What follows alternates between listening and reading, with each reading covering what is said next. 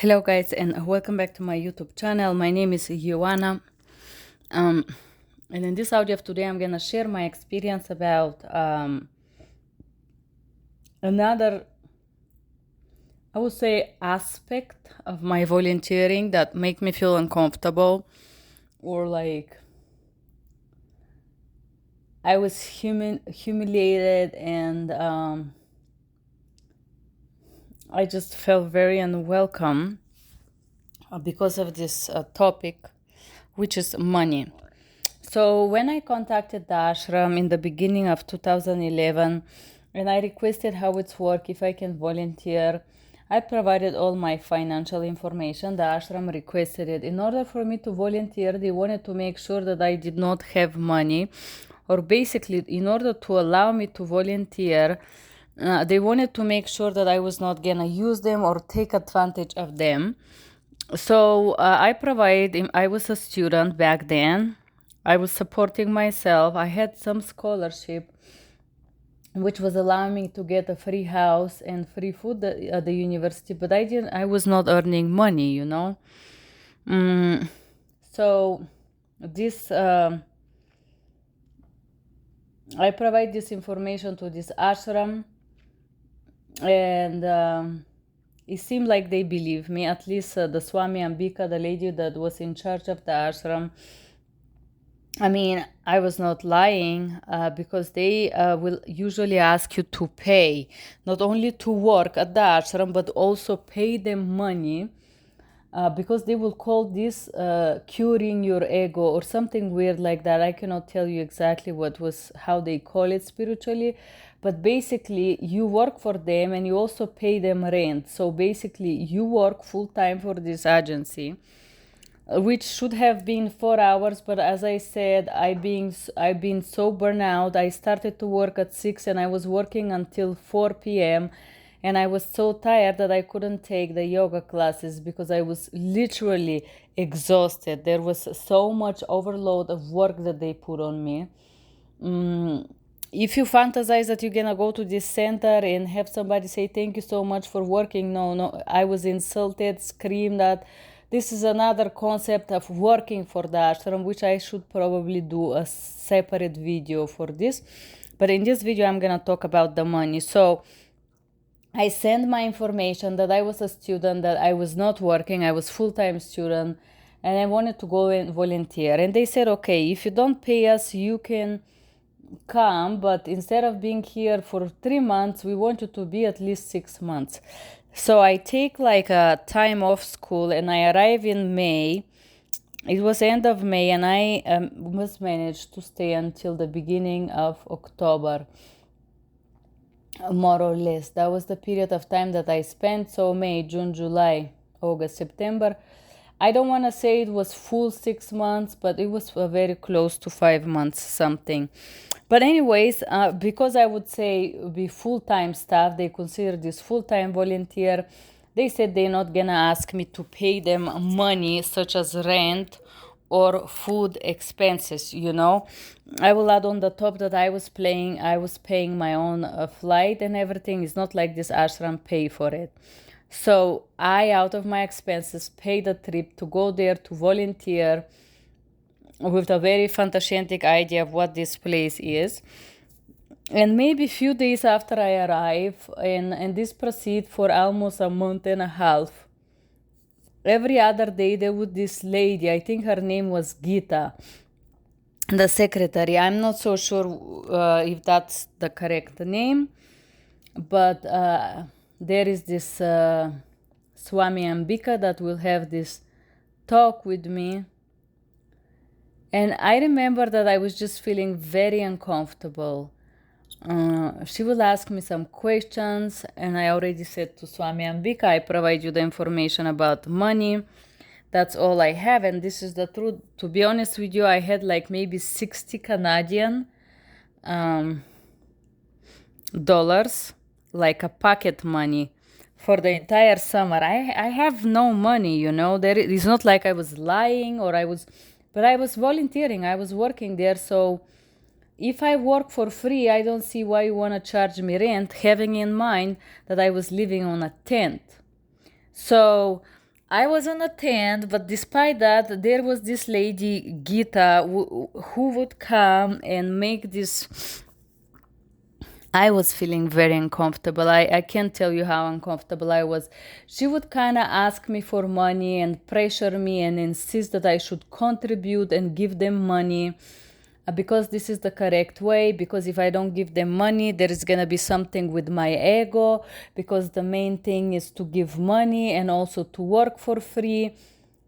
Honestly, I never heard that other guys were paying rent, and when I tried to ask other volunteers, which were American and Canadian, everybody muffled something under their nose, but there was no rule like asking you to pay money, but for some reason I was pressured more than one occasion for money.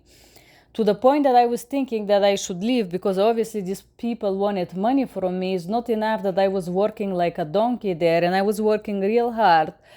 And I'm gonna create a separate video about the work that I was doing, but these guys were like pressuring me in such extreme ways because this lady said that she feel like I had to pay them rent, and I have to give them money for the water, and I had to give them money because I was showering. So she wanted money for water and electricity while I was living in a tent. So basically this lady persistently shamed me and pressured me, and this was like some kind of a money extortion sessions, which I repeat were making me feel very, very uncomfortable. And like maybe this lady was thinking that if she pressured me and have a little bit more abusive demeanor, I will suddenly have money. So after maybe, I don't know how many times, but I remember this happened quite sometimes, and I told her, I think I had left like maybe $40. I said, if you want me, I can give you that money, but the truth is that this is all I have. Like, I'm a student, like, I'm just thinking now, this lady was probably a little bit older than me, and I'm imagining myself going ahead and pressuring a student who maintain themselves alone and trying to extort money out of them. This is just so wrong. This is so inappropriate. But once again, the pralat was not there yet. So this was Swami Ambika on charge of this ashram. And basically I felt like I was not worth enough, or I didn't have a value, because these people wanted money from me. Obviously that was the main thing that they wanted from me, and I didn't have it. And part of me was thinking that this guy, the Brazilian dude, was being disrespectful, and he would like bully me and put me down and just like scream, hey you, and just like talk to me because I didn't have money. No, I was thinking maybe if I had money and I paid money, he would be more respectful. I don't know if that was the case, but I noticed that with people that had money, they were treated differently. This is the truth. So that's another aspect. Out of the working, I was pressured and questioned, and there was these ladies that will come and sit and want to talk, and they would say that they want me to pay them money for the water that I shower and for the food. But if you volunteer, and what was the agreement was that I will volunteer for this period of time, and I would like why I would be charged where I work, you know? And most of the places when you volunteer and you are like in charge to work, I understand that they're not gonna pay me. But extorting and asking me for money, it's another thing and I call this extortion because these questions was discussed via email before I even get to the ashram, because the truth is, this point I was already at the ashram, I had nowhere to go, and I have these people who pressure me for money. And at this point I told her, ma'am, if you told me before I come, I would not even have come, because I know I don't have the money to pay you. And this lady was asking me something to contribute, and I remember she asked me to pay $300 or $400 Canadian dollars because my tent was there. And I remember I was already planning and thinking to leave because I don't have the money to stay in this place. This is the truth.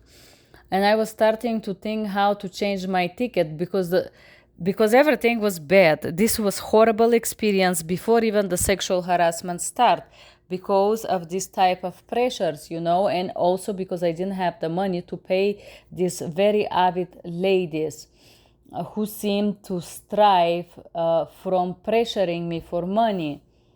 And for some reason, I said to her that I am ready to leave because I don't have the money at this point. I was ready to leave. And believe it or not, when Prahlad showed up at the ashram, this extortion for money suddenly stopped. I don't know who was the boss of this money following me, and let's talk about this, and this is this person, and this is this person, this is responsible. And like they're acting like they're doing me this favor, and just really not like even acknowledging the fact that I was working, and I was working real hard. The first thing that I was doing, I was working in the kitchen starting 6 in the morning. Then I was doing cleaning, and it was so much things that I was doing as work. So nobody was acknowledging the fact that I was working, but I was pressured for money. And on the other side, this Brazilian guy would walk behind me and be like, "Hey, you lazy." And he would just like shout on me or whistle like you whistle to the sheep in the mountains, and have this very disrespectful demeanor. And once again, I think the reason why is because I didn't pay these guys money. But as far as I knew, other people like Jean Francois, who was providing this sex entertainment for all the Indian lady that was coming to the ashram, and other guys at the centers were treated differently. As far as I know, none of them was charged or requested to pay any money because they're volunteers, And for some reason, I was requested money in several occasions, and just that was another. I don't know if everybody was asked for money. I know I was asked for money, and that was another thing that made me feel uncomfortable. Because I was a full-time staff, I was not there to hang for 2 days. I was there 6 months almost. So, and I was working really hard. So, yeah, that's. It's not clear. I think the rules change for every person. If Prahlad decide he needs you somewhere, then you are privileged. You don't pay things, and you're very welcome, and they give you this special responsibility and XYZ you can do. And then if somebody else decide that you are they have to have some idea on how to use you. And for girls, usually it's sexual thing. And once again, I repeat, this was another thing that was really, this was like a jail for me, this ashram, because I never had a day off in these 6 months. One time I was, this lady and her husband took me out, and it was just for 2 hours. And they took me out for like a canoe trip. And once the canoe trip was over, was 2 hours, I was back to the ashram to work. They had like in the end of the season a staff night out, maybe twice in these 6 months I've been out of this ashram. One time downtown, and one time I remember I've been out in these 6 months total of 3 times. And then plus the times that I was pressured to accept the ice cream invitation of Prahlad, and I had to go with this girl, Anjali. But we had to do it kind of secret and say to nobody and just go with the car, because so basically out I've been one time, I remember, with the canoe, and one time downtown Montreal with this black gentleman and his wife. But yeah, I feel like I've been total slave talking about work. work there, and just lack of basic treatment. It's been not very positive for me. But that's about the money. Here in the next video, I'm gonna talk about the karma yoga, or the work, and how you are treated, or how at least I was treated at the ashram by other staff that were above me, that were volunteering there for longer time, and what was their behaviors. Thank you guys for being here.